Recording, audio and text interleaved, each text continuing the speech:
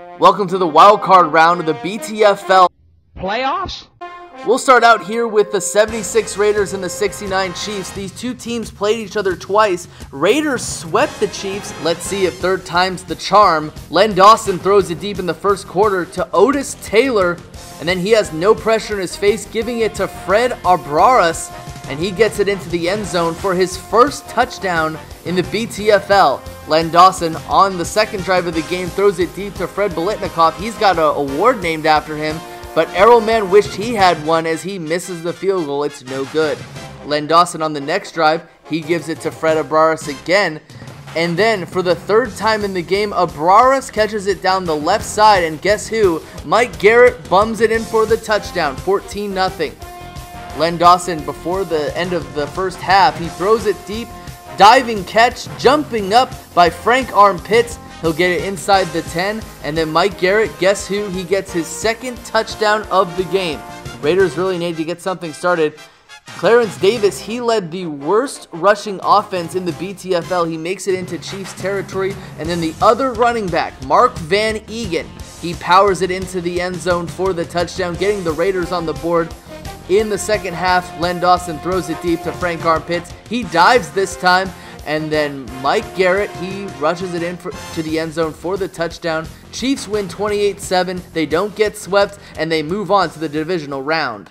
Winner of this game plays the 1978 Pittsburgh Steelers, 2006 Colts, 1968 Jets here in the AFC wildcard game. Charger Dude 95 on hand, founder of the DSFL 4. After this big catch and run by the tight end from Texas, Pete Lamons, Namath would take off to set up the Jets into scoring range, but their kicker Jim Turner would miss their first of two field goals to keep this game scoreless. Midway through the first quarter, Namath off play action launches his first of two touchdowns. That's the Dom Maynard. And Namath, for an offense in Indianapolis that yet again suffers a 3-and-out, would find Maynard yet again, and the veteran from Texas, El Paso, would reel in his second touchdown of the game on this 23-yard scoring toss from Joe Namath, and the Jets lead 14-0.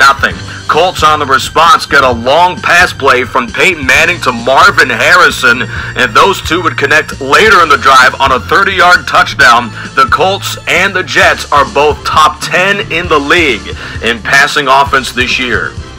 With the Jets up 14-7 late in the first half, Sawyer would be on the receiving end of this big pass play, but Turner misses another field goal. The 5-year man from Utah State is second of the game. Third quarter action now. Peyton Manning is sacked, loses the ball, scooped up in short field position by the Jets.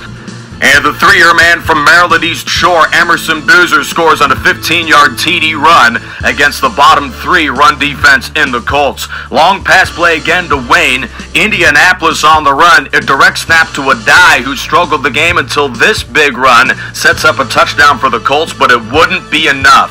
The Jets advance to the divisional round to battle the Pittsburgh Steelers next weekend, as New York wins 21-14. And out of the NFC wildcard games, we have the 96 Packers and the 09 Saints. Edgar Bennett comes back from injury, replacing Dorsey Levens. These two teams played each other. The Saints won 13-10. Favre starts out this game, giving it to the guy running Friedman, and then he would get sacked by the Bounty Gate guy, Jonathan Vilma.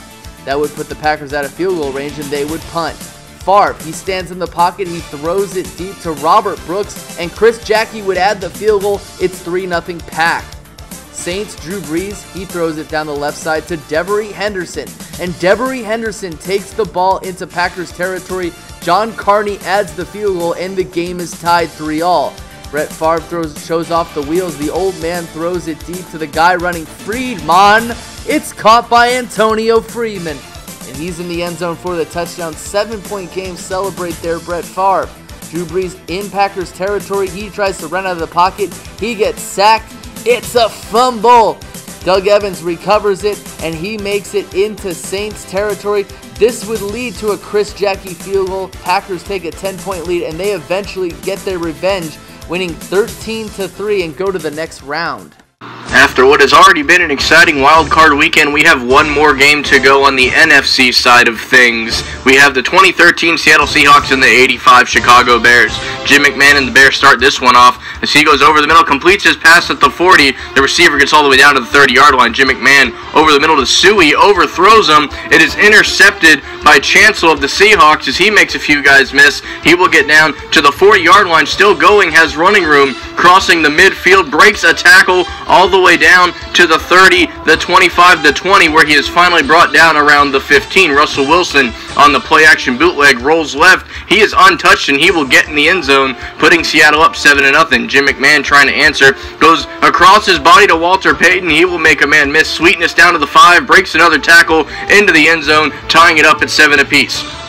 Russell Wilson going deep to Javon Curse as he makes a diving catch and the first down. Russell Wilson with plenty of time to throw, going to Marshawn Lynch. It is intercepted. Jim McMahon rolling out, looking for time, checks it down around the 30, all the way out to about midfield before he is brought down. Jim McMahon in the pocket, going for McKinnon on a curl route there, and he breaks a few tackles down to the 20, close to the 15. Jim McMahon now rolling out again, trying to find some time. He is sacked by Bobby Wagner. They'll have to settle for a field goal here that is off the upright and in.